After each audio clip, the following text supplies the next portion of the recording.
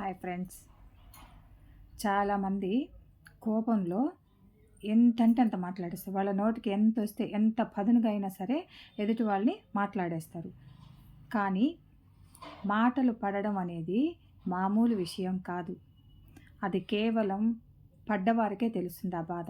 అనేవాళ్ళకి ఆ బాధ తెలీదు. శూలాలు లాంటి ఆ మాటలు గుండెని ఎన్ని తూట్లు పొడుస్తాయో అది ఆ మాటలను విన్నవాళ్ళు పడ్డవాళ్ళకే తెలుస్తుంది ఆ బాధ. అందుకే మనకు ఏ సమస్య వచ్చినా కూడా ఏ పొరపాట్లు ఏమున్నా సరే అవి ఒకరికొకరం అర్థం చేసుకొని ఆ సమస్య ఏమిటో దగ్గరగా ఉండి ప్రేమగా మాట్లాడుకొని పరిష్కరించుకోవాలా. అదే తర్వాత వచ్చిన సారీ చెప్పచ్చు.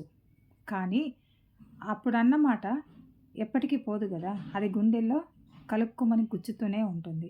అందుకే తొందరపడి మనము ఎవ్వరిని కూడా విపరీతంగా దూషించకూడదు. Thank you for watching.